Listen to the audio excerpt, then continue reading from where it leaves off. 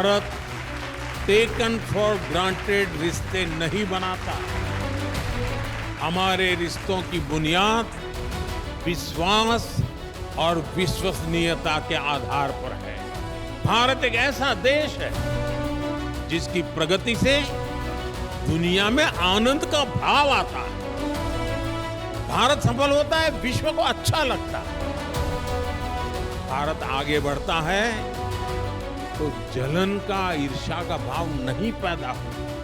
भारत की प्रगति से पूरी दुनिया को फायदा है। हम सब जानते हैं कि कैसे अतीत में भारत ग्लोबल ग्रोथ को बढ़ाने वाली एक पॉजिटिव फोर्स था। कैसे भारत के आइडियाज, भारत के इनोवेशंस, भारत के प्रोडक्ट्स ने सदियों तक दुनिया पर अपना प्रभाव छोड़ा।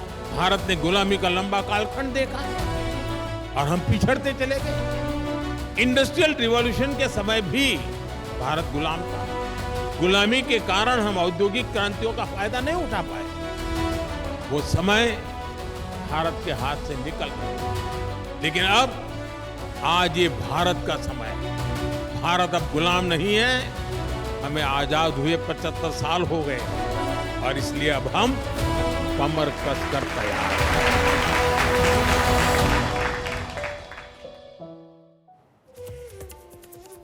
नमस्कार, मैं हूं विकास भदौरिया। आप देख रहे हैं खबर पक्की है। प्रधानमंत्री ने जो बात कही ना कि जब भारत बढ़ता है तो किसी को ईर्ष्या नहीं होती, आनंद का भाव आता है, क्योंकि भारत सबको बांटकर, मिलकर बांटने में और मिलकर खाने में भरोसा करता है। एनडीटीवी वर्ल्ड समिट में प्रधानमंत्री नरेंद्र मोदी ने आज ऐसी बातें कही जो देश के हर नागरिक को सुननी चाहिए। पीएम ने कहा कि मौजूदा दौर भारत और पूरी मानवता के लिहाज से बेहद खास साबित होने जा रहा है, और ऐसा इसलिए हो रहा है क्योंकि भारत जितना आगे बढ़ेगा, दुनिया को उसका फायदा उतना ज्यादा मिलेगा। क्योंकि भारत दुनिया की समस्याओं के लिए समाधान ढूंढ कर निकालता है, क्योंकि भारत रिश्तों की गंभीरता को समझता है, और भारत संबंधों की जो बुनियाद रखता है उसका आधार विश्वास और विश्वसनीयता होती है। ये रिपोर्ट देखिए, आप खुद समझ जाएंगे।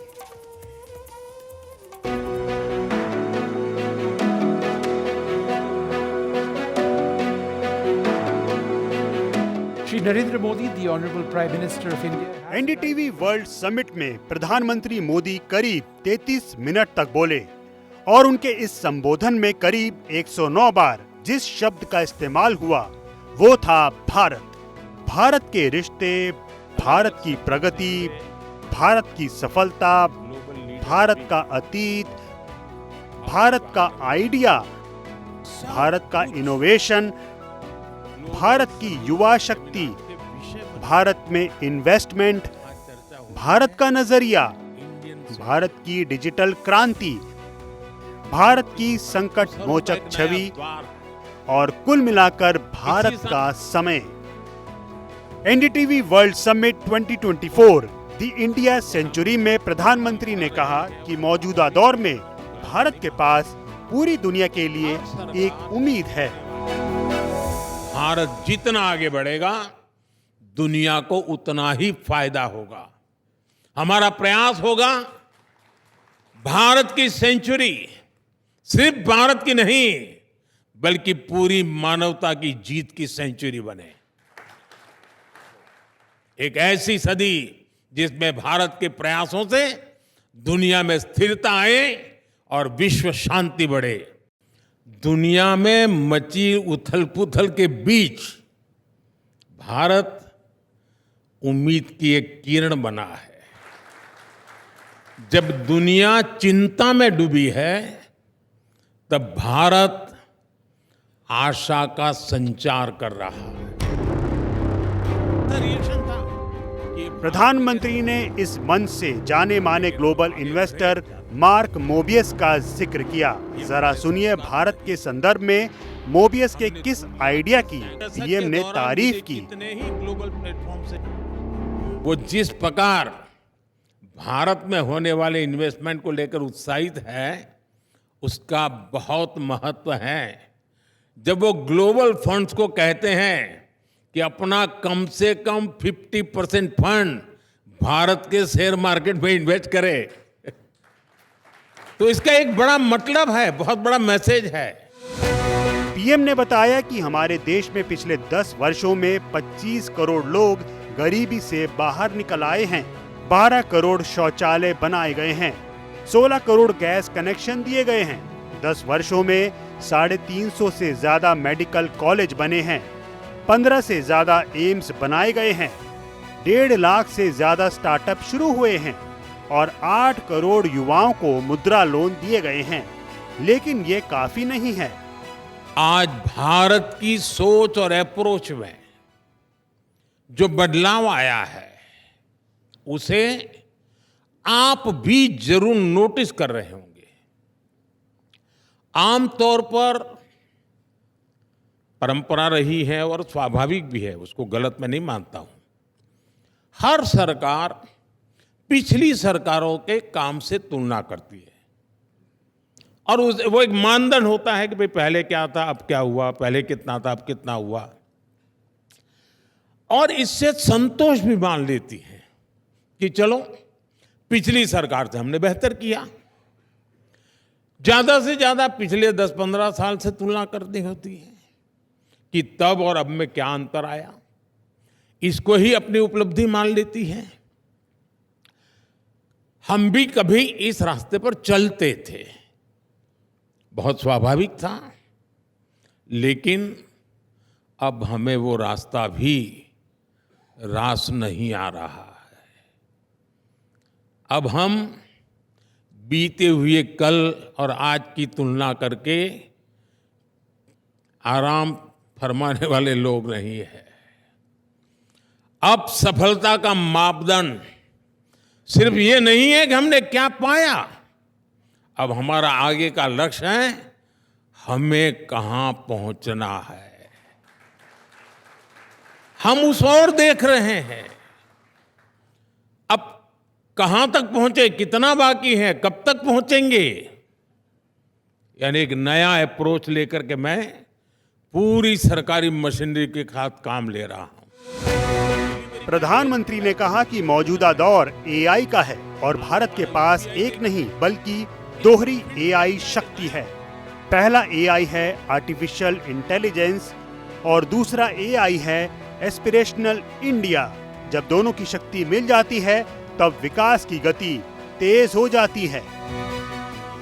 भारत हर सेक्टर में एआई का उपयोग बढ़ा रहा है। हम दुनिया को भी बेहतर एआई सॉल्यूशंस देने में जुटे हैं। क्वाड के स्तर पर भी भारत ने कई सारे इनिशिएटिव लिए हैं। भारत दूसरे एआई यानी एस्पिरेशनल इंडिया को लेकर भी उतना ही गंभीर है। भारत का मिडिल क्लास, भारत के सामान्य जन, उनकी ईज ऑफ लिविंग, उनकी क्वालिटी ऑफ लाइफ, भारत के छोटे उद्यमी, एमएसएमईज, भारत के युवा, भारत की महिलाएं, हम सबके एस्पिरेशंस को ध्यान में रखते हुए नीतियां बना रहे हैं।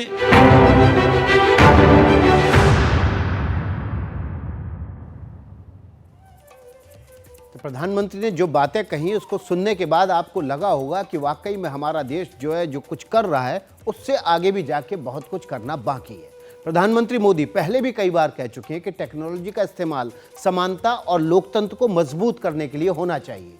आज एनडीटीवी के मंच पर उन्होंने डिजिटल इनोवेशन और डेमोक्रेटिक वैल्यूज दोनों का जिक्र किया और कहा कि भारत ने इस क्षेत्र में दुनिया को एक नया मॉडल दिया है। भारत ने बता दिया है कि तकनीक मजबूत होती है तो असमानता कमजोर पड़ने लगती है।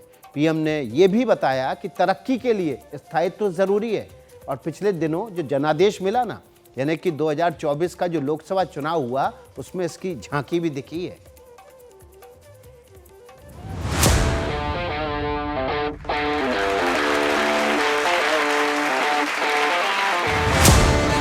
भारत जितना आगे बढ़ेगा दुनिया को उतना ही फायदा होगा। भारत की स्पीड, भारत की स्केल अनप्रेसिडेंटेड है। भारत के ये तो हमने आपको पहले ही बता दिया कि प्रधानमंत्री ने अपने पूरे भाषण में 109 बार भारत का नाम लिया, यानी देश का नाम लिया। लेकिन इसके अलावा जिन 3 शब्दों पर पीएम का सबसे ज्यादा जोर रहा, उन पर भी ध्यान दीजिए। ये 3 शब्द हैं युवा, डिजिटल और एआई यानी आर्टिफिशियल इंटेलिजेंस। मैं आपको युवाओं से जुड़े कुछ उदाहरण देता हूं। हम भारत के युवाओं को एक ऐसी फोर्स बनाने में जुटे हैं जो पूरी दुनिया की ग्रोथ को ड्राइव कर सके, और इसलिए education, skill development, research, employment पर हमारा बहुत ज्यादा जोर है। पिछले 10 साल में इन क्षेत्रों में जो काम हमने किए हैं उसके नतीजे मिलने लगे हैं। पीएम ने डीपीआई यानी डिजिटल पब्लिक इंफ्रास्ट्रक्चर की बात की और कहा कि इस क्षेत्र में भारत ने जो धाक जमाई है उसकी जबरदस्त चर्चा है। पीएम ने इसके लिए पॉल रोमर का भी नाम लिया। नोबेल पुरस्कार विजेता प्रोफेसर पॉल रोमर भी एनडीटीवी वर्ल्ड समिट 2024 में शामिल हुए। 10 दिन पहले ही मैं आसियान समिट के लिए लाओस में था। आपको जानकर अच्छा लगेगा कि लगभग हर समिट में भारत के डिजिटल पब्लिक इंफ्रास्ट्रक्चर की बहुत अधिक चर्चा होती है। आज पूरी दुनिया की नजर भारत के डीपीआई पर है। यहां हमारे साथी भारत के प्रशंसक श्रीमान पॉल रोमर बैठे हैं। मुझे पहले भी उनसे काफी विचार विस्तार से चर्चा करने का मौका मिला है। मैंने उनसे बहुत चर्चाएं की हैं। मैं अमेरिका में भी इनसे मिला। हमारी चर्चाओं के दौरान पॉल ने भारत के डिजिटल इंफ्रास्ट्रक्चर की, आधार और डिजी लॉकर जैसे इनोवेशंस की बहुत तारीफ की है। प्रधानमंत्री ने बताया कि देश में रिसर्च क्वालिटी के मामले में सबसे अधिक सुधार हुआ है। पिछले 8 से 9 वर्षों में भारत की यूनिवर्सिटीज का पार्टिसिपेशन 30% से बढ़कर 100% हो चुका है। क्यूएस वर्ल्ड यूनिवर्सिटी रैंकिंग में भारत की मौजूदगी 10 साल में 300% से ज्यादा बढ़ गई है। इसी तरह पेटेंट और ट्रेडमार्क्स की संख्या अब तक के सबसे ऊंचे आंकड़े पर पहुंच गई है। देश की करीब 2500 कंपनियों के रिसर्च सेंटर आज भारत में हैं। दुनिया का वो देश है। पीएम ने कहा कि दुनिया में आज भारत की पहचान संकट के साथी की बन गई है। कोविड में भारत ने जिस तरह से वैक्सीन का प्रोडक्शन किया, उससे करोड़ों डॉलर कमाए जा सकते थे। इससे भारत का फायदा तो होता, लेकिन मानवता हार जाती। भारत टेकन फॉर ग्रांटेड रिश्ते नहीं बनाता। हमारे रिश्तों की बुनियाद विश्वास और विश्वसनीयता के आधार पर है, और ये बात दुनिया भी समझ रही है। भारत एक ऐसा देश है जिसकी प्रगति से दुनिया में आनंद का भाव आता है। भारत सफल होता है, विश्व को अच्छा लगता है। अब चंद्रयान की घटना देख लीजिए, पूरे विश्व ने उसको एक उत्सव के रूप में मनाया। भारत आगे बढ़ता है तो जलन का, ईर्ष्या का भाव नहीं पैदा होता।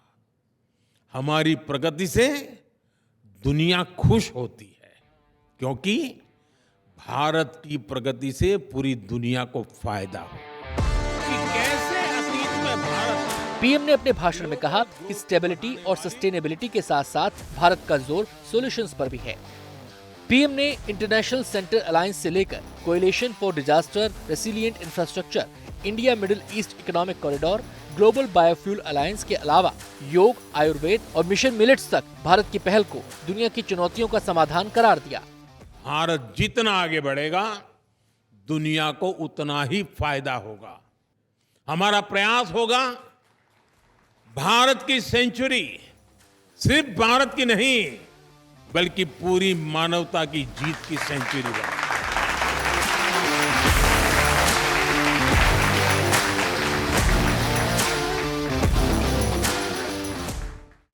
प्रधानमंत्री की बातचीत का जो सार था वो ये था कि भारत जितना आगे बढ़ेगा, पूरी दुनिया को उतना ज़्यादा फायदा होगा। और पिछले कुछ दिनों में ये बात पूरी दुनिया ने सीखी भी है और जानी भी है।